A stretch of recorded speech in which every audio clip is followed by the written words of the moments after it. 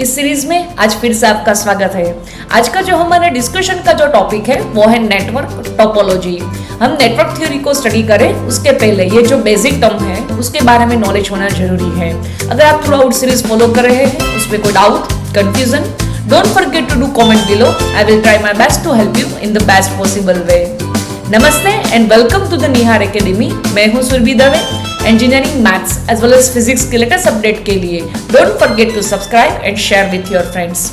चलिए हमारे डिस्कशन की ओर आगे बढ़ते हैं। तो टोपोलॉजी में आज हम सबसे पहले जो टर्म समझने वाले हैं उसका नाम है एक्टिव एलिमेंट। एक्टिव एलिमेंट किसको बोलेंगे?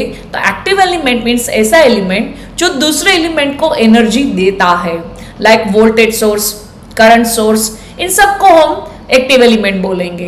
पर ये डीसी सर्किट की लैंग्वेज में है, इसलिए यहाँ पे मैंने दिखाया है कि जैसे वोल्टेज सोर्स कांस्टेंट वोल्टेज और करंट सोर्स कांस्टेंट करंट। पर अगर एसी सर्किट की बात करें तो ये कांस्टेंट वर्ड हम यूज नहीं कर सकते हैं। दूसरा है पैसिव एलिमेंट। तो एलिमेंट जो खुद एनर्जी कंज्यूम करता हो उसको हम पैसिव एलिमेंट बोलेंगे। ये डीसी सर्किट की लैंग्वेज में है, इसलिए रजिस्टर्स। अगर एसी सर्किट की बात करें तो आर, एल और सी, रजिस्टर्स, इंडक्टर्स एंड कैपेसिटर्स, तीनों को हम इंक्लूड कर सकते हैं। चलिए नेक्स्ट टोपोलॉजी हमारी है अगर है वो है network. Network means it is a connection of active and passive element. Active element और पैसिव एलिमेंट को कनेक्ट करके हम कोई एक अरेंजमेंट डिजाइन करते हैं तो उसको हम बोलेंगे नेटवर्क। नेक्स्ट है नोड। नोड एक ऐसा पॉइंट है जहां पे दो और दो से ज्यादा एलिमेंट कनेक्ट किए जाते हैं। तो अगर इस सर्किट में बात करें तो ए, बी, सी ये सारे हैं, उसको हम नोड बोल सकते हैं। तीसरी है ब्रांच। ब्रांच मीन्स एलिमेंट्स और group of elements connected between two node. जो दो नोड्स है उसके बीच में जो एलिमेंट हम कनेक्ट करते हैं, इसमें हम मेजोरिटी ऑफ द टाइम मैंने रेजिस्टेंस ही कनेक्ट किए हैं। सपोज ए और बी दोनों नोड के उसके बीच में भी रेजिस्टर, बी और सी, जी है उसके बीच में भी, सी और एफ है उसके बीच में भी, तो ये सब ब्रांच बोली जाएगी। नेक्स्ट है वो है लूप।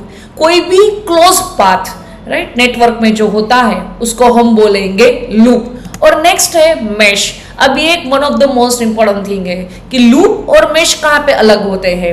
तो मैश भी एक क्लोज पाथ ही है, पर उसमें क्या है, उसकी अंदर में कोई और क्लोज पाथ नहीं होते हैं, राइट। तो ए बी जी एच को आप मैश बोल सकते हो, but A B C D E F G H को हम क्या बोलेंगे?